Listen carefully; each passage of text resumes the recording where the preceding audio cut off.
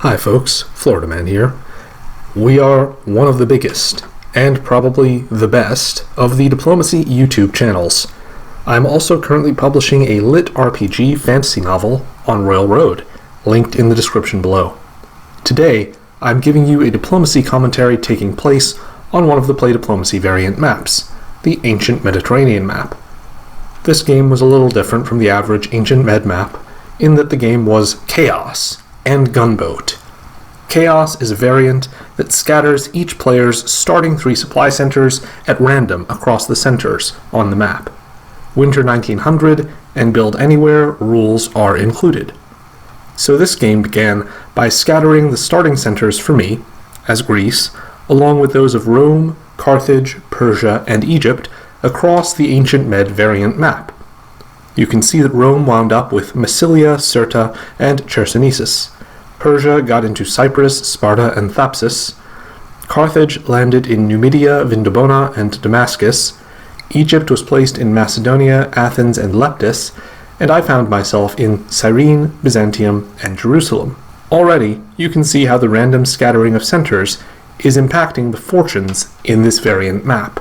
I think Carthage had the worst luck in terms of where his centers were, because 2 of them, the ones in Vindobona and Numidia, were stuck among other people's centers, and his units were all going to be placed too far from each other to provide mutual support. I thought the Roman position was similarly bad at first, but then I realized that Massilia was a bridge between the other Roman centers, and Rome should be able to support his own units if he planned out his builds carefully. Also, Rome would be strong because he had a position with Massilia and Cirta that would allow him to dominate the western side of the map. I thought my position was one of the better ones, because I had my units in a reasonable proximity to each other, although I was very aware that if I couldn't keep my position strong enough to make it through the first few years, they were still distant enough that I'd never be able to link them up. But in my view, the strongest positions were those of Persia and Egypt. Persia, because he could easily link his units together since they were all in relatively close island and coastal centers, so he could have a powerful naval impact wherever he chose to focus. Egypt, because he had 2 units that were actually right next to each other in Macedonia and Athens, which means he could take over the whole traditionally Greek region, or he could take Byzantium, and there's not much that Persia or I could do about it. We will see what different strategies people employed, though. With the first build phase, I got 2 fleets and 1 army. The fleets were because this is the Ancient Mediterranean map, where fleets are much more valuable than armies across most of the map, and the army was intended to signal non-aggression to Persia, and leave open the option of attacking Carthage, if necessary, in his landlocked center of Damascus. Carthage built 2 armies in his landlocked centers, having no choice, and 1 fleet in Numidia. Persia built all fleets, which seemed rather sensible, given the limitations inherent in his position, with units that could only connect with each other if they were at least 2/3 fleet. Egypt built an army in Leptis and 2 fleets in Greece, which I thought was also a smart decision. And Rome built all armies, which was a gutsy decision that seemed very potentially hostile to Carthage, and didn't take full advantage, in my opinion, of the strengths of having Massilia, albeit that he had plenty of time to put fleets there later. With spring 400 BC, my plan was to simply stay alive in the areas where I was most endangered, Byzantium and Cyrene, and hopefully expand with my unit in Jerusalem. I was very concerned about Egypt in both of the endangered regions, and you can see once orders processed that I was quite correct to feel that way. Egypt tried to move into Cyrene in the very first season, setting us off on a path of hostility that would continue for most of the game. I had very carefully chosen to order Cyrene to hold, to defend that center without possibly offending Egypt, who I was really hoping not to fight. Fortunately, Egypt also used Athens to support Macedonia into the Aegean Sea, instead of vice versa. If he had done it the other way around, he would be able to force his way into Byzantium in the fall. But I think he must have been more worried about Persia at the time than he was about me. Persia, by contrast with Egypt, began with a non-aggressive opening toward anyone, which can be very smart if you can get away with it, I think. Persia opened away from Jerusalem, which I was grateful for, toward neutral centers like Alexandria, Crete, Neapolis, Sicilia, and Sardinia. If he could acquire even 1 or 2 of these, he would be doing very well. Carthage made a strong opening with the army units he had, occupying 2 neutral centers that no one could stop him from obtaining. Rome made perhaps the strongest opening, guaranteeing that he would double in size, and putting him in a very strong, almost unassailable position in 2 different regions of the map. With the fall, Rome doubled in size as expected, although he and Carthage both failed to expand into Persian territory, since they bounced in Thapsus. Persia was lucky. He gained the centers he was aiming for, his center of Thapsus was protected by the inability of hostile powers to coordinate or communicate, and the only thing he lost was Sparta, which Egypt supported himself into. At the same time that Egypt was starting a fight with Persia, I also snuck Byzantium into Macedonia and took that from Egypt. So now Egypt was likely to be in a fight with 2 5-center powers, while he was stuck on 3 dots, thanks to making some guesses that turned out pretty badly. Even without Persia and me being able to coordinate, it immediately looked like curtains for Egypt, with only a single year past. As for Carthage, he increased to 5 centers, a very respectable start, with the sole problem that he was stuck on 1 unit in Africa, preventing much advancement there. In the builds, Rome put 2 armies in Africa, a fleet in Massilia, and an army in Chersonesus. Only that last was potentially a plausible threat to me, which was good. Carthage was only able to construct new armies, which was slightly threatening to my units in the Israel region. I anticipated and countered that by putting my own army in Jerusalem. Persia got 2 new fleets, which made him a potentially grave threat to anyone he chose to focus on, although fortunately Egypt, who got no builds, was the one who had poked the Persian in year 400. I got a fleet in Byzantium and an army in Jerusalem to maintain strength on the ground in Israel and maintain flexibility elsewhere. In spring 399 BC, you see a whole lot of nothing is happening from my perspective. I self-bounced in Arabia to make it less likely that Persia could successfully position to attack me, while also trying to convey that I did not want to fight Carthage. Fortunately, Persia was going after Egypt, I think, as suggested by the fact that he, Egypt, and I all bounced in the Aegean Sea this season. Egypt and I also tried to attack each other in Cyrene and Leptis, resulting in no movement there. Rome did move into Dacia, which I was worried about, but he also moved Sinope into Armenia, suggesting he wasn't really targeting me. Carthage seemed set for conflict with Rome based on their moves in both the east and west. Both of them also seemed set to expand, with Rome taking Spain and Carthage taking Antioch. In fall, I took a risk by sneaking out of Byzantium into Miletus, which thankfully Rome did not exploit. This meant that Egypt took the Aegean Sea, although I don't think that benefited him much since I now had the ability to put another fleet in Macedonia and force him out. I also took Petra using the Jerusalem unit, and I supported Carthage into Egyptian territory. At this point, I was hopefully forging not just non-aggression, but an actual sort of undeclared alliance with Carthage. It was easy enough to pick on the weakest power on the board, Egypt, together.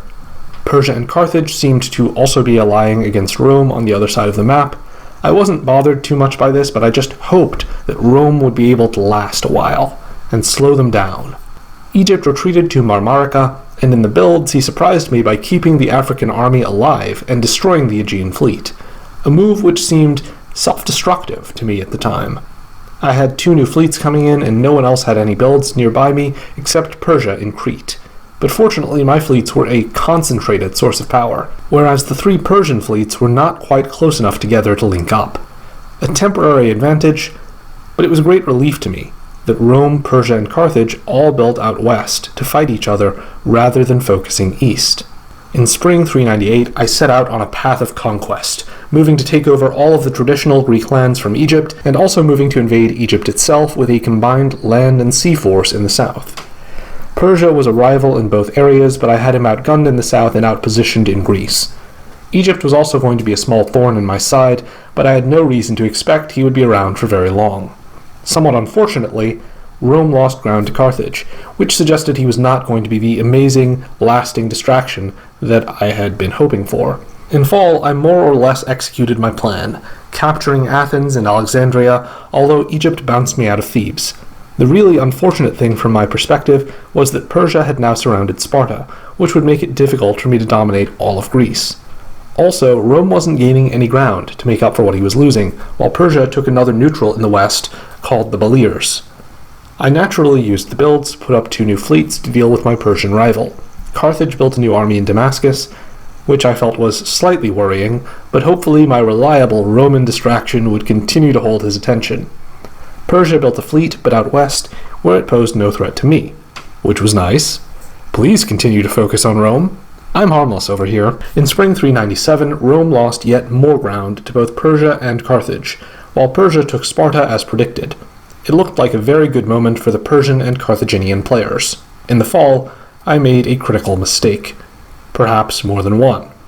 Although I had captured Thebes and now pushed Egypt out of Memphis, I had also assumed Persia would use his fleet, floating in the Egyptian Sea, to attack me, and I therefore moved Cyrene to Alexandria to defend against that attack. The attack never came, leaving Cyrene vacant. And I also moved Tyre to Arabia, defending against a potential Carthaginian attack that never came. On the bright side, Rome retook a center from Persia, but here I had potentially ticked off the Carthaginians, and more importantly, I opened up one of my centers for Egypt's retreat, so Egypt remains alive. Apparently, recognizing the threat I now posed in the east, Persia built in Cyprus this time. I constructed a new fleet too, though, and Persia had a serious problem. In the east, Greece ruled the waves. Carthage built an army, but it was way out west. In spring 396, I had mingled triumph and error. I took Sparta essentially by sheer luck, because this was the season when Persia did not defend it. I tried to rearrange my units in the Egyptian region to kill off Egypt, and I misordered and failed to surround Cyprus and prepare to take that island as intended. Oops. In one piece of good news, Rome slipped into the Persian center of Thapsus, which Persia vacated for reasons that remain something of a mystery to me. Rome also did an excellent job of surrounding Carthage in Chersonesus, which Rome could potentially retake if he guessed Carthage's defense correctly. In fall, Rome indeed retook Chersonesus and also managed an even exchange of centers with Persia, which I think is a bit of an embarrassing result for Persia, given Rome's relatively weaker position at this point. Rome hilariously also still had Rome itself, although both Carthage and Persia had a presence in Italy, and Roma wasn't even one of Rome's home centers this time. Rather than focusing on Egypt further, I now moved to attack Persia more forcefully. I took Crete, held Sparta, and bounced with him in Cyprus, with that last inevitably set to fall to me next year. It felt like a real high-water mark for the Greek Empire. I had dominion over almost all of Egypt, all of Greece itself, pieces of Asia Minor, and Israel. It did feel a bit like I was set for a fall, though. Now was the moment when everyone would unite against me, I figured. I only hoped I could keep Carthage neutral for a while longer while I broke down the Persian defenses and finished Egypt off. In the builds, I tried to continue signaling friendship toward Carthage. I built 2 new armies, but I put them in Greece and Africa. Rome had the only other build, which was naturally far away from me. Persia destroyed his fleet in the Egyptian Sea, likewise choosing to focus west. He presumably wrote off Cyprus at this point, and decided to cut the losses he'd been suffering. In spring 395, I positioned to finish Egypt off, although I think I was pretty non-aggressive otherwise. I thought any wrong move would trigger everyone attacking me since I was the obvious threat at this point. Rome finally lost Roma here. In fall, I finally killed off Egypt and took Cyprus from Persia, and I sent an army north toward Roman-controlled Chersonesus. With his choice of destroys, Rome chooses to abandon defending that center.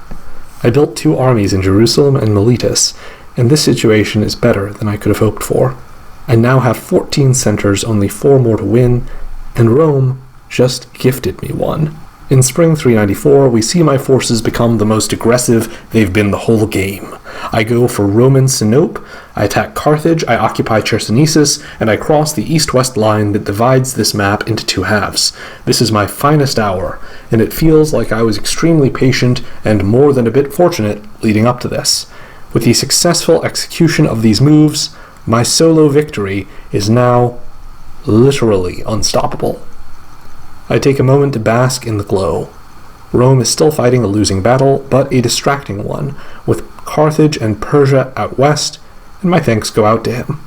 If the Persian and Carthaginian forces hadn't been so determined that Rome must be destroyed, I'm sure they would have tried more seriously to stop me sooner. In fall 394, I solo. It's as glorious a feeling as it ever is, and I can't stop smiling when I look at this map. It's proof, Florida Man Diplomacy fans, that sometimes good things just happen to good people. This is the final map. I think we can definitively say that the greatest of the Mediterranean civilizations has now secured its place in the great annals of historical empires. It's a bit of a pity that real Greece never actually achieved this level of dominance. I hope you enjoyed this Greek triumph. I know I did. Unlike in most diplomacy games, I think Lady Luck helped me out a bit here. The distribution of my starting centers could have been a killer for me, but it was not. Far from it, perhaps it made my eventual victory possible. In any case, it at least did not hurt, and it was completely random. So some credit goes out to Lady Luck for my glorious victory. Speaking of credit, at this point I would normally take a moment to thank and credit my Patreon patrons. And I do appreciate them, and I do want to give them credit. They are awesome. But I also want to take a moment to shout out something else I'm doing. As I covered in my announcement video, my new story, Ruthless, Path of Conquest, is now live and available for reading on the website Royal Road. There are now over 100,000 words of the story available, with more coming 3 times a week. I was also uploading audio of these chapters to YouTube, but that will be much slower coming than the written material, because the writing is a daily thing. And actually, the first 3 chapters I uploaded to YouTube are out of date now, and will need to be taken down since I have subsequently rewritten them and will be re-recording and re-releasing them. I also want to thank Shebs, by the way, for being the beta reader / editor for my chapters. Anyway, following the link to Royal Road in the video description, reading some of my story, Ruthless, Path of Conquest, and giving me 5 stars on Royal Road is almost as valuable at this moment as literally handing me money. If the story takes off well enough, my pie-in-the-sky goal is to make my living by creating stuff. If it wasn't obvious, this would also be very good in terms of its effect on my likelihood of taking on new and interesting creative projects, some of which might also be of interest to you. Until next time, Florida Man, out.